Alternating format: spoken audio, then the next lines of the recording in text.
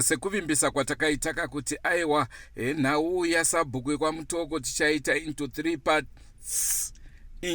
parts. Handizvere nhai hanzvadzi. Ndizvozvo chaizvo shumba vangu vakuti 3 parts. Handizvozvo.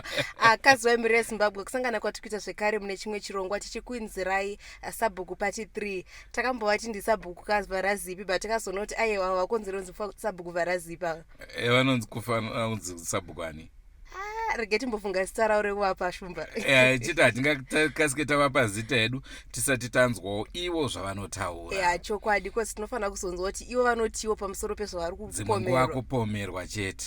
Pamwe kudaro. Tichavapa mukana hedu tigoona patichadzokera kumudzi tonotaura nawo katoti kunhai Sabhuku ichokwadi here kuti muri kunzi muvhare zipi. Hanzi vharai zipi Sabhuku. Asi pataiona drama rera raSabhuku varazipi ka taimukoti ndizvozvo chete but ivo vatozozvitora kuzvita into real life ka. Senguva dzese muri eZimbabwe tinokurudzira kusubscribe kuDrewmas Media. Drewmas Media taking you to another level. Rangu zita ndinonzi Andrew Neshamba. Rangu ndiPraise Zingwena Masivanda. Masigede. Kanzvadzi yaShumba. Ni ndinonzi Sylvia Katsande. Ndini tashungurudzwa nari Israeli mupfawa. Tashaya pokugara. Inini ndiri reed farmer. Anoti iwewe haufanire kuita reed farmer nokuti warume wako wakakrema bhuku. Iwewe naDheni mupfawa makangofanana, hamufanire kukrema chinhu. Saka izvozvo zvatishungurudza. Isisu ndini ndainzi ndamochinzwa achinzi ndini ndachichengeta mbuya wai. Inini Israeli mupfawa atishungurudza. Anoti kana riri vanomusangano hatitauriwe anesira vanhu wache mamessage. Sisu takadara hatisiwe mamessage. Nyangwe kutambiwe chinhu Israeli mupfawa anesira vanhu wache mamessage.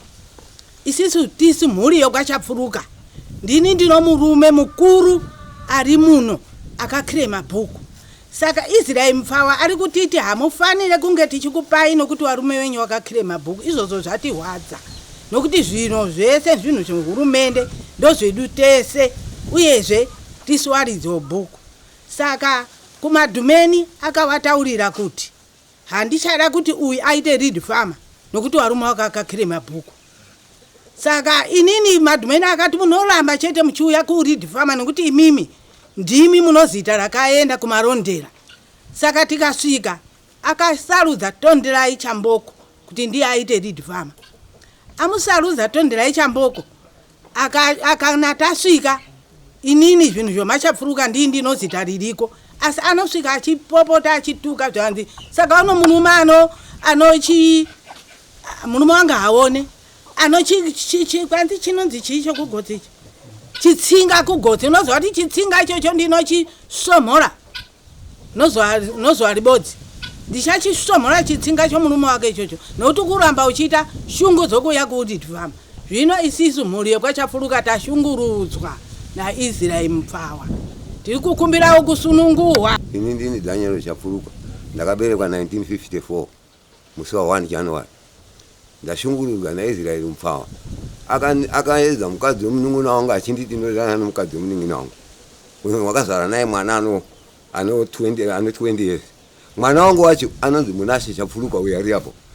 Ndakamubvunza kuti mwana anozvarwa naamai wangani. Haana kuda kutaura.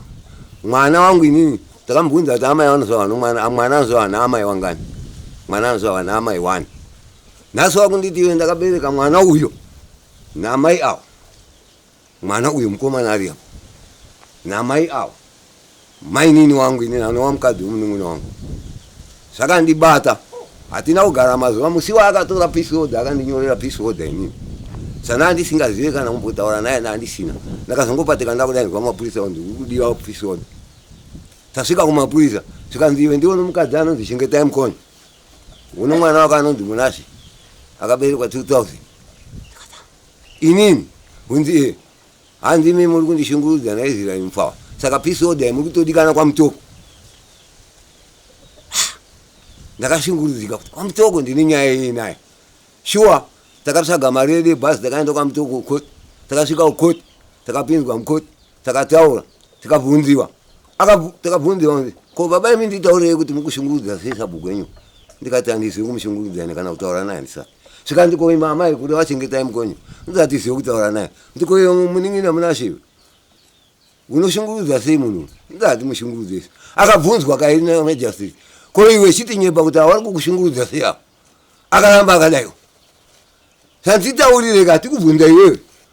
Wanokushungurudza sei wana? Akaramba achindodai. Haana chaakapindura. Akazobvunzwa kuti right. Ko iwawa ndiani wako? Svika ndi baba munini. Svika ndikowawa kuti ndamai nini. Undiko uyo, undi muning'ina wangu.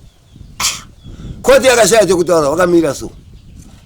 Svika ndiwachavhuruka kuti kati mimi endai henyu kumba. Munochakaipa here kuti muregere henyu munonyara. Ndikati hazvina chakaipa. Svika ndikuchengetai mukonyo. Tikakuti endai henyu kumba munogara. Pane chakaipa here. Svika ndiaiwa tini. Ndikoyo munhu aunzi aiwa pana. Tikabuda mukoti tikanzi right endai henyu kumba kwenyu. Takasimuka tikauya. Nhasi uno takagara. Akauya maningi zvokusaga ndiri chairman wachini. Kana matoilet ese ari muno ndakati yaita inini. Wese muno unoziva kana mabhuku maira ndiri chairman wacho. Tikavaka matoilet ese tikapedza. Nhasi uno kwauya sipo dzesaga. Akatiti isiso hatikupei basipo. Tino vanhu wangu. Chairman wacho ndini nhasi matoilet ese ari muno. Akasarudza inini. Nana amai vandandinawo kusaga. Tiribopiwa kana sipo kana 1. Zvikanzi dzasara tinodzidzorera kususwe kuna shoko tinodzidzorera. Haana kudzidzorera sipo idzodzo. Akazosara nadzo apedza kugowera vanhu akadzitora akadziendesa kumba wake. Ndakaenda kuna shoko ndikati shoko inini ndini ndakawa chairman akagadzira matoilet ese muno. Nhasi pakuninyima sipo. Sipo dzakasara dzakazoenda kupakazoya nadzo here. Zvikanzi haanaba. Ndikati sei? Tino makore mangani? Sure, ndakazwa moyo wangu kurwadza kuti nyika ino inini ndakarwa hondo ini ndichitambudzika.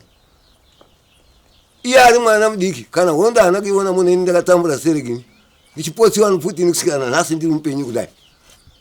Mwari akandikomborerawo kusvikana ndaifunga kuti ndichazvara vana. Wese wakomana wangu wese wamukona. Ndaifunga kuti ndichazvara mwana bainini. Asi nhasi uno ndakushungurudzwa nomumwe munhu. Chandinoti ndakasununguka chii? Nofunga ndakatambura ini.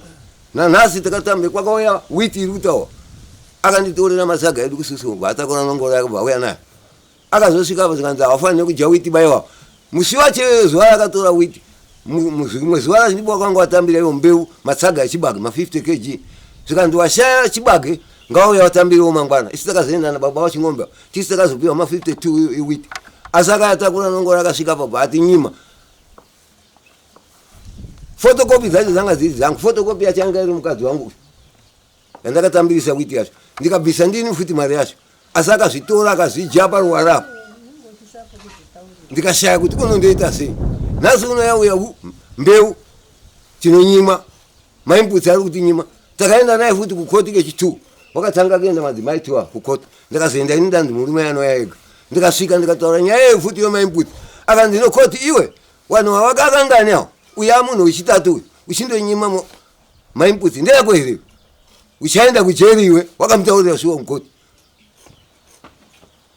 Murume atishungurudza kana nhasi iye zvino tinopisa order naye hatifambidzane ba. Kana tikagara pano baba taudzane ba. Iye uri iwe sabhuku unotorera vanhu peace order. Unovatonga sei vanhu vacho? Usabhuku wako ndewei? Ubaba wako ndehupi? Asina nhasi ndikushungurudzika inini. Nipamusoro porikuita murume wena nhasi handitodi kuonana naye ba. Kana patinoonana taudzane ba. Iye zvino nhasi kumusangano kwako hatiende. Tinokuenda sei akatipa peace order. Ndinenge ndakushikora mutemo wehurumende. Peace order dzandakapiwa. Ini ndini munashe chapfuruka. Nemakore 23 years. Ndiro 2000. Musabhuku Nyaya akandiwengera kana kuti Nyaya akazopota zokrime nhau yekundiendesa kumakoti. Inhau yekuti ini ndakamubvunza nenhau yetanga arowa mwana. Iri nguva isiri nguva yekurima. Andachimubvunza kuti nainzouko sei marowa mwana. Vachinditi hanzi iwo hauna mwana. Apo mwana wanga arowa mwana wamukoma wangu. Andachimubvunza kuti ko sei marowa mwana musina kunge matuudza nhau iye atadza mwana. Vachinditi iwo hauna mwana ende hauna nyika.